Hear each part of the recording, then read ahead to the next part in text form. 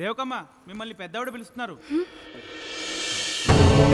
గతంలో మా కూతురు కొడుకైన సుకుమార్ విషయంలో మేం చేసిన పొరపాటు కొడుకు విషయంలో జరగకూడదని అనుకున్నారనుకుంటా.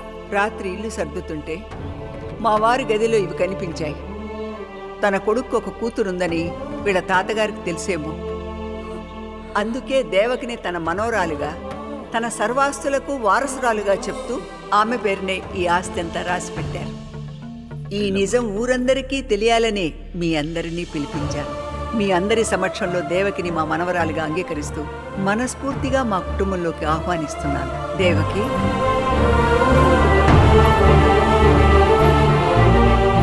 తీసుకోమ్మా. తెలియక చేసిన తప్పుని మళ్ళీ గుర్తు చేస్తున్నావా?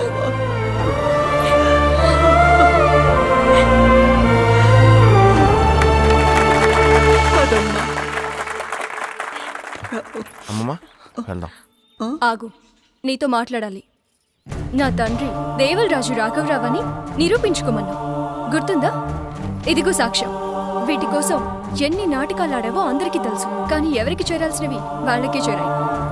ఇక బిజినెస్ క్లియర్ మై ప్రాపర్టీ, వెళ్ళిపో. ఏంటమ్మా ఇదంతా? ఆయన ఈ ఆస్తి అంతా ఆ పిల్ల పేరు రాసేశారు. అచ్యుతరామయ్యకి రాఘవ్ భార్య గురించే తెలీదు, ఇక ఆడ కూతురు దేవ గురించి ఎలా తెలుస్తుందమ్మా? ఏం జరిగిందో చెప్పమ్మా. నమస్కారం అమ్మా. మీ ఆస్తులకు వారసురాలు మీ మనవరాలు దేవకి అని మీ భర్త అచ్యుతరామయ్య గారు రాయించిన వీలునామా. ఏంటి, దేవకి మా మనవరాలని ఆయనకు తెలుసా? అసలు నిజంగానే తను మా మనవరాలా? నిజంగా నీ మనవరాలేమమ్మా. నిన్నెక్కడైనా వదిలేసైనా నీ ఆస్థితికి వెళ్దాను వచ్చినోని నేను. తనకిక్కడ విలువ లేకపోయినా నీతోనే బతుకుతాను వచ్చిన పిచ్చిది దేవకి. నువ్వు నన్ను తాకితే అసహించుకునేవాడిని నేను. నిన్ను ముట్టుకుంటే చాలని సంబరపడే నీ ఫ్యాన్ దేవకి. తన తండ్రెవరో నిరూపించుకోమని తప్పు చేశానమ్మా. అది సరిదిద్దుకోవాలని తాతయ్య రాయించినట్టు నేనే వాటిని తయారు చేయించాను. తాతయ్య సంతకం ఫోర్జరీ ఇలా కూడా పనికొస్తుందని నేను ఎప్పుడు అనుకోలేదు. ఆ నిజమేదో నేనే చెప్పేదాన్నిగా. దేవకి నీ మనవరాలంటే నువ్వు పిచ్చిదానివి, నీవి పిచ్చి మాటలని నవ్వుతారు. అదే తాతయ్య రాశాడంటే ఊరు నమ్ముతుంది. ఆ గుర్తింపే కదా దేవకి కోరుకుంది. ఆస్తి అంతా తనకిచ్చేస్తే మరి నీకో కిట్టమ్మా. నువ్వు ఉన్నావు కదమ్మా, నేను తీసుకెళ్తానుగా.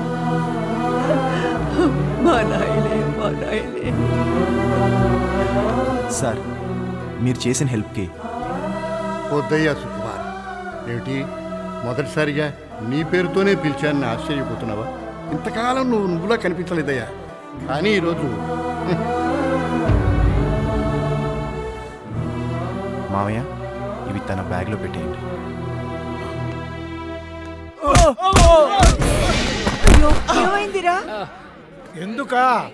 ఎందుకు కొడుతున్నావో వాడినే అడుగు. వాడికి నా కూతురు నిబద్ధన చెప్పిన మనుషులంతా నా ఇంటికి రాకుండా చేశాడు. ఇలాంటి వాడికా నా కూతురు నుంచి పెళ్లి చేయమని అడిగావు? వాడు అలాంటి వాడు కాదయ్యా. ఏం జరిగిందో చెప్పండ్రా, చెప్పండ్రా. ఏమైంది? ఏం చేశాడయ్యా? ఏం చేశాడా చెప్పరా?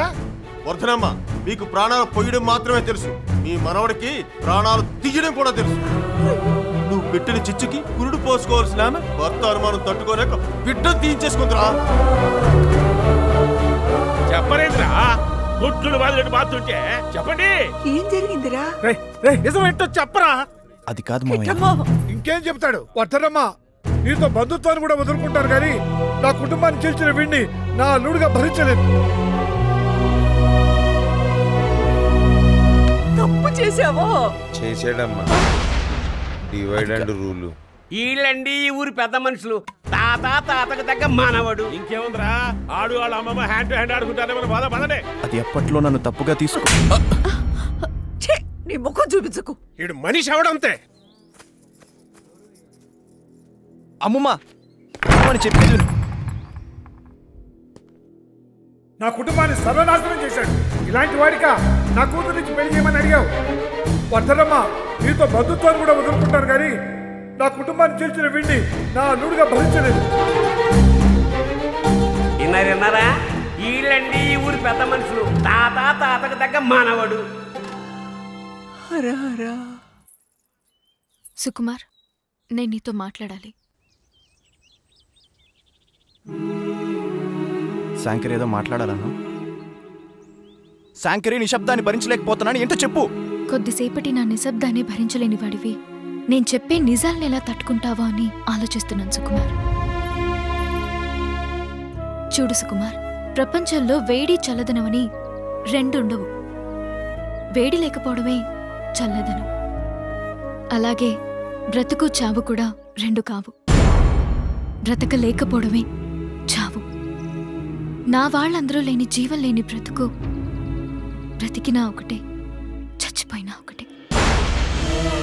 అందుకే మనిద్దరం మంచి స్నేహితులుగా విడిపోతాం.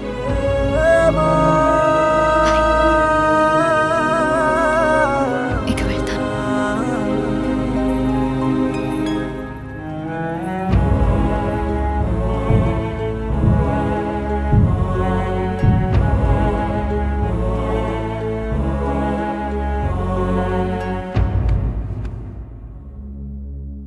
తప్పు చేశాను అమ్మమ్మ,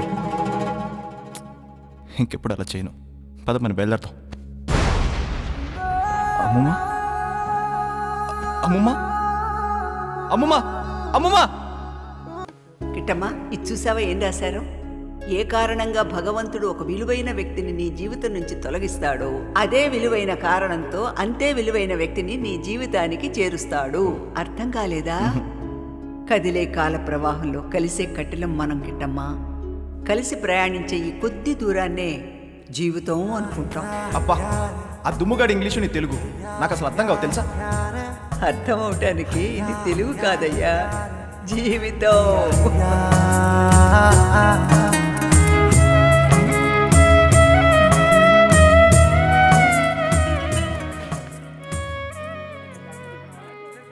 వెళ్ళొస్తాను. షార్ మీ డేట్ ఆఫ్ బర్త్ కన్సర్న్ అయిపోయింది షార్. తెలుసు సార్, అందరూ బాధపడుతున్నారని సరదాగా అలా అన్నాను సార్. మీ బర్త్ కన్ఫర్మ్ అయిపోయింది సార్. కానీ మీరు వెళ్ళొద్దు సార్, వెళ్ళొద్దు. అలా అనకు దుమ్ము. నన్ను ప్రేమించిన అమ్మమ్మ పైకి వెళ్ళిపోయింది. నేను ప్రేమించిన అమ్మాయి నా ప్రేమ కంటే తన కుటుంబ ప్రేమే గొప్పదని ఆగిపోయింది. ఇప్పుడు ప్రేమ తానే గొప్ప అని నిరూపించుకుంది. ఇన్నాళ్ళు నేను ప్రేమ పేరుతో నాటకం ఆడాననుకున్నాను, కానీ ప్రేమే నా జీవితంతో ఇంతలా నాటకం ఆడుతుందని ఈరోజు తెలుసుకున్నాను. ఓ మనిషి ఏం తీసుకున్నాడనే దానికంటే ఏమిచ్చాడనే దానితోనే మనిషి విలువ పెరుగుతుందని తెలుసుకున్నాను. చెడిపోయిన స్నేహాలు కలుపుకోవడానికి, అయిన గాయాలు మానుకోవడానికి నేను అన్న మాట వదిలేసి మనమని అనుకుంటే ఇంతమంది నా కోసం కలిసి వస్తారని చూస్తున్నాను. అందుకే ఆ నేను నీ అస్థికలతో పాటు గోదాట్లో వదిలేశాను. నడిచేసే వల్ల మీ మధ్య ఉండలేక వెళ్ళిపోతున్నాను తాతయ్య. అరే తాత, ఏడుస్తావేంటి? నవ్వు. నా కోసం పద్యం పాడవా? పాడలేనురా. ఆఖరిసారిగా అడుగుతున్నాను, ఒక్కటి. తల్లి లేదంటారు శివుడికి, తల్లి లేదంటారు. తల్లుంటే జడలట్లు కట్టనిచ్చేనా? తల్లుంటే పులితోలు చుట్టనిచ్చేనా? తల్లుంటే విభూతి రాయనిచ్చేనా? తల్లుంటే శ్మశానాల తిరగనిచ్చేనా? తల్లి లేదంటారు శివుడికి, తల్లి లేదంటారు. తల్లి లేని శివుడే అంతటి గరుడైతే తల్లున్న శివుడు ఇంకెంతటి గరుడవును? తల్లి లేని సుకుమారుడు ఎంతమందికి గొప్పవాడైతే తల్లుంటే ఇంకెంతటి గొప్పవాడగదు సుకుమారు. పద నాన్న, బయలుదేరు. ఉంటాను. నువ్వు కూడా రావచ్చు కదరా? నేను రాను. ఒకప్పుడు ఈ ఊరు నాకేం పనిస్తుందని ఆలోచించేవాడిని, కానీ నువ్వు కలిసాక ఈ ఊరికి నేను ఏం పని చేయగలను ఆలోచిస్తున్నాను. నమస్తే. నమస్తే. ఎక్కడికి వెళ్ళినా చేతులు దండం పెడుతున్నారు చుట్టూ. నీ వల్లే. ఉన్నోళ్ళు ఇంతకన్నా ఏం కావాలి చుక్కు? పైగా నీతో వచ్చేసి మా నాన్నను తాతను పిచ్చో, అదే నీ భాషలో చెప్పాలంటే డిప్రెషన్లో చూడడం నాకు ఇష్టం లేదు చుక్కు. ప్రామిస్? Foreign promise.